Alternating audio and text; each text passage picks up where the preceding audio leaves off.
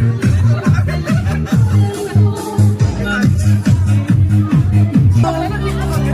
Cecil, nandito na po ba kayo?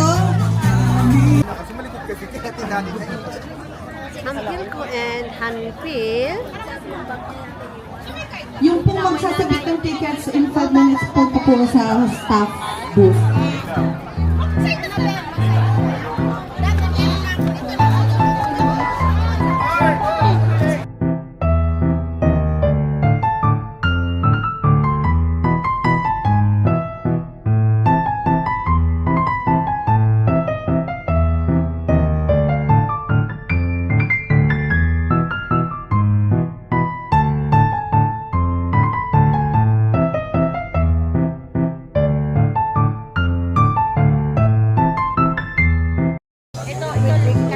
Quick.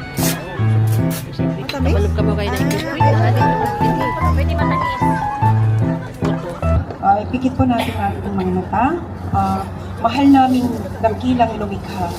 Kami po ay nagtitipon-tipon ngayon bilang nagkakaisang komunidad. Taong magsama-sama sa araw na ito upang ipagdiwang ang araw ng kasarinlan ng aming mahal na bayan. Heavenly Father, we come before you with grateful hearts, praising and thanking you for this wonderful day as we gather to celebrate the 128th anniversary of Philippine independence here in the lovely city of Ulsan, South Korea.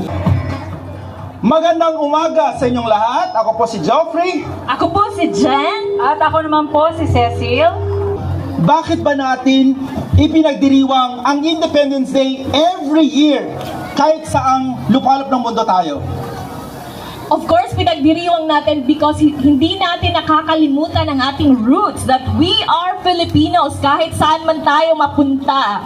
Yes. At kailangan nating pahalagahan ang ating kasaysayan. We have a lot to expect today. Mayroon po tayong rak-rakan, parade, cultural dance, contest, and mayroon din po tayong mutya at ginoo ng iba't ibang region. At syempre, wag nating kalimutan, meron tayong mga booths featuring our different Filipino communities. Matibay at matatag sa bawat sugat lupay humbang sa ngalan ng ina, sa ngalan ng bayan. Awit ng lupa, tinig ng lakas, patay ng lagi, nakapat ng bukto.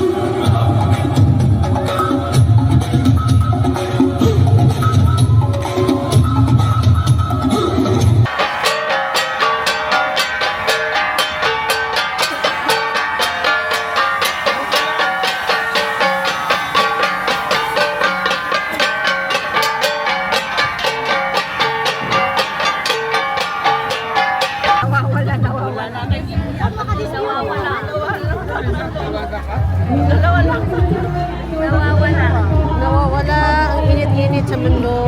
They are founded in 2004 and now in its 22nd year, the organization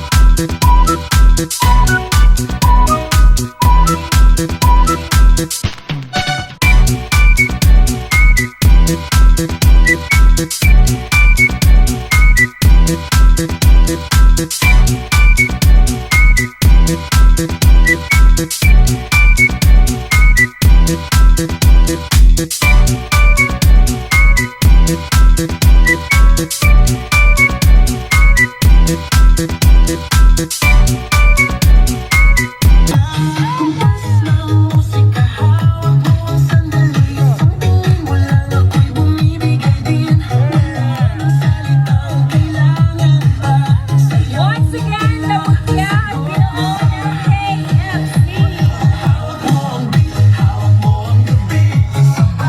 Yan na after sa celebration sa Independence Day. Bye, Olsan! And welcome back, Haman!